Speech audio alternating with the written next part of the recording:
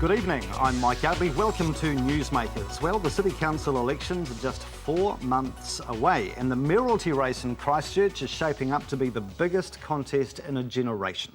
Alongside Peter Wakeman and Liz Gordon, Bob Parker's quest for re-election faces a rather formidable obstacle, namely Jim Anderton.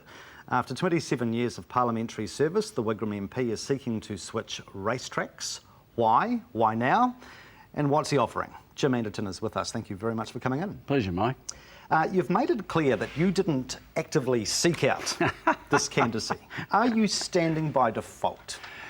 Well, to be fair, I didn't see myself in the cold light of day as a logical mayoral candidate. I was in Parliament, I was a senior parliamentarian, I had work to do. And I was asked to help find a mayoral candidate, so I did.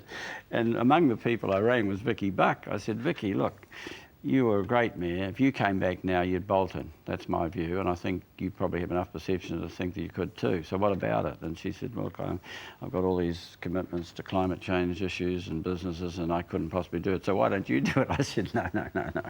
But the posse I was in turned up on my doorstep one day and said, you've got to do it. And of course, I was thinking of retiring from Parliament. Sure. I have been there before, you know. I was on the Manukau City Council and the Auckland City Council and the Auckland Regional Authority, and I stood against W.R. Robinson twice. So you know what you're in for? Yeah, sure. Yeah. I know a bit about local government.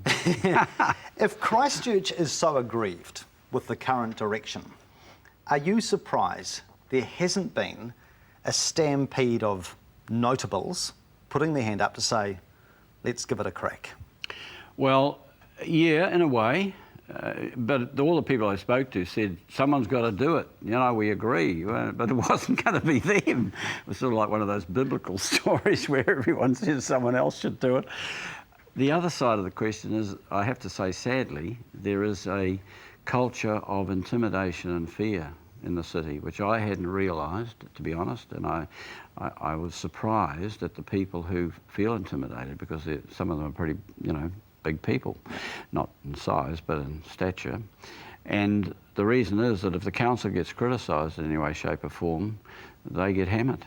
And by, you know, from people at the top of the electoral tree as well as the officials of the council. And I'm sad to say that, but it happens to be true, I know it.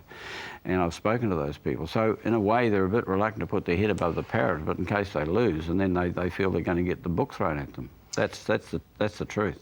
Bob Parker did not waste a moment to characterise the mayoral showdown when your name came forward as a choice between the future and the past.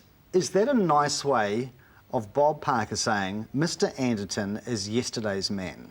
Well, I thought Bob was putting himself down, actually. I thought he was saying, you know, I'm the past person, because I've got nothing to look back on in the past. I've got relatively in the sort of, you know, 7, 10 years and two, less time on this planet than a lot of people.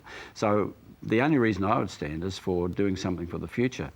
So Bob should sort of look after himself in that regard. But I would like to make one comment about the past. Well, two really, briefly. Firstly, I was reading the Jan Gale's papers about the future of the city. And there's a lot in it that's accord with my views of inner city living and making it a pleasant place for people to live, and apartments and all the rest of it, and pedestrian traffic and so on. And we've got to work that out with the business community. So I was on side with this. And then I looked up the Wikipedia to find out a bit more about this guy, and I found out he was born in September 1936. Now, that was 18 months before I was born. Now, Bob says what a great futuristic thing this is, and he's looking forward to implementing these futuristic policies from a guy who's 18 months older than me. So I'm looking forward as the 72-year-old mayor to applying all the innovative initiatives of the 73-year-old architect from Denmark. I've heard many middle-of-the-road voters say that whoever is mayor, they have to have verve, they have to have energy, they have to be willing to help shape a vibrant city and make Christchurch an attractive, spunky place to live. Is that the kind of vision you share? Well, absolutely. When I came here in 1983, dare I say it, from Auckland, I don't really say that all that loudly. I've only been here 27 years, so it's not the first ship sort of territory, so I'll never really be a Cantabrian, but but I feel as though I am. I certainly cheer for the Crusaders, and even when they play Auckland. But when I came here, this was a great city, and it still is in terms of its natural environment and all the rest of it, of course. But it wasn't run by cloth-capped socialists. Hamish Hay was the mayor when I came here, I imagine. With all due respect to Hamish, he's probably a card-carrying member of the National Party, probably voted National anyway. But he was a liberal conservative who looked after people who were vulnerable, and they had the housing program and all that stuff, and community organisations. And that was carried on by dynamic people like Vicky and so on, and Gary initially. And, MPs like me had nothing to worry about the city. 93% of the people in Christchurch, when I came here in an international poll that was taken all over New Zealand, Christchurch Council had 93% of the people saying they're the best thing since sliced bread. Now, I will guarantee you, and the reason I can guarantee it is I know, that is not the view now.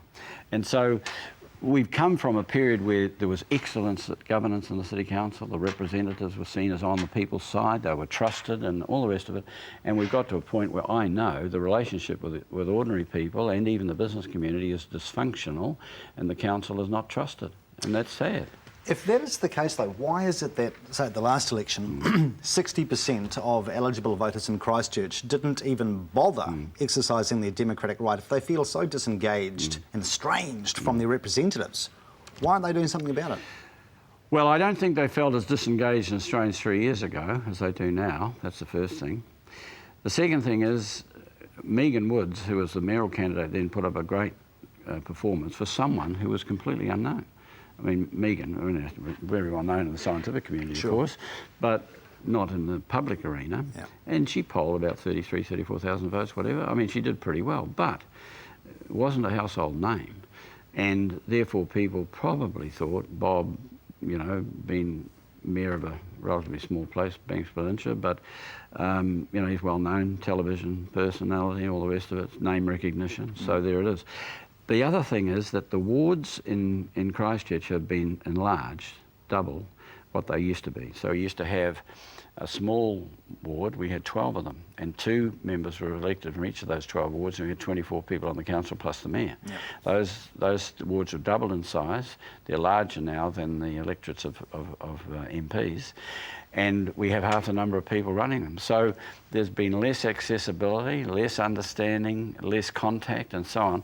And so people have lost some interest in it, and that's sad, and they don't even feel, when they do have access, that they're listened to anyway, so they're kind of given up on it. I'm hoping that a tough mayoral campaign will bring people out. All right, we'll take a break. Plenty to come with Jim Anderton. Do stay with us.